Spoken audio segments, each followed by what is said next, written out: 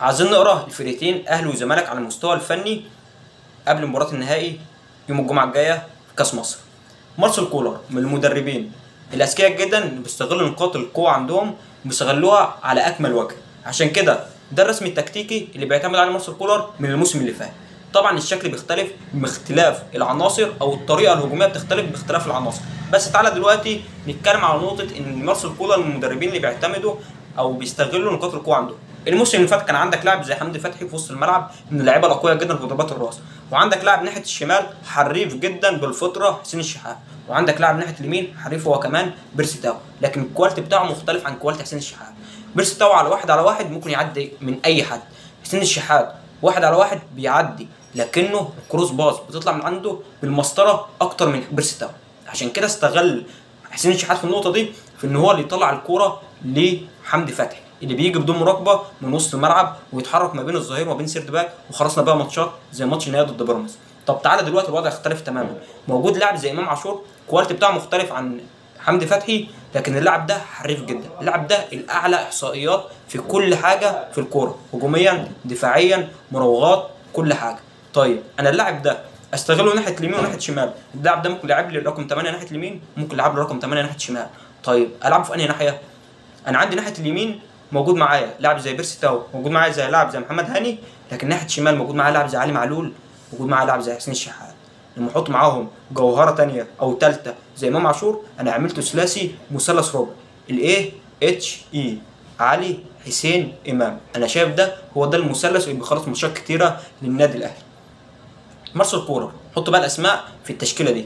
مارسيل كولر بيعتمد في اوقات كتير بوجود او الطبيعي بوجود علي معلول هو الظهير، حسين الشحات على الجناح، امام عاشور هو حاله الوصل ما بينهم وتكمله المثلث ما بينهم، وبيفضل ينقل الكوره بدل ما كان بيعمل كروس باص على طول، بيفضل ينقل الكوره بالمهاره ما بينهم لحد ما يوصل لل 18 ويسجل منها هدف، او عرضيه للجنب الثاني ويسجل منها هدف.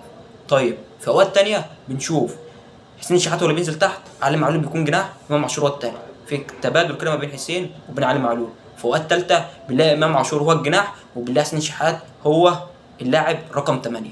اللاعب مركزيه ما بينهم بتلخبط اي لاعب واي منافس قدامك. عشان كده الماتش ده هيكون قوي جدا، وهيكون نقاط القوه بالنسبه للنادي الاهلي ناحيه الشمال، وهيكون ماتش ما بين الثلاثي وما بين اللي هيلعب غالبا الناحيه دي عمر جابر وحمزه المسلوسي اللي هيكون هيميل ناحيتهم، ورؤى غالبا هيكون موجود في المركز ده.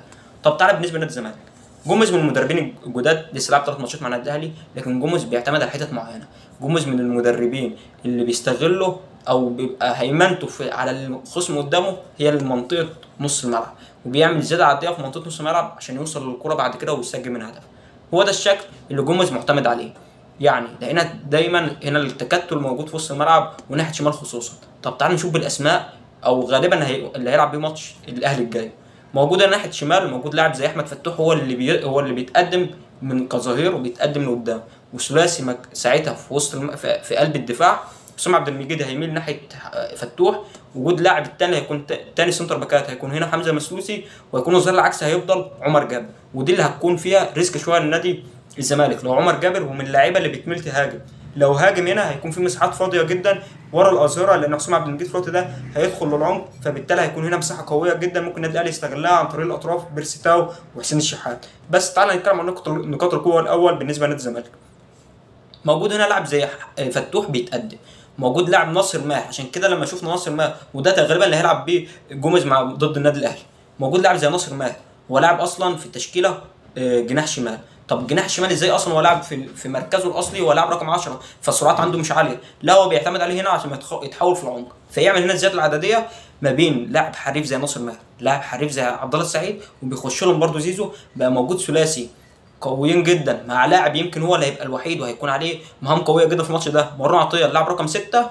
وجود ثلاثي بيعملوا شورت باص بطريقه كويسه جدا، ولاعيبه حريفه ممكن يعدوا من اي حد، هيكون المباراه هنا هتبقى صعبه جدا، وهي هنا المباراه هتخلص بالنقطه دي، سواء كان ناحيه شمال بالنسبه للنادي الاهلي او العمق هنا بالنسبه لنادي الزمالك.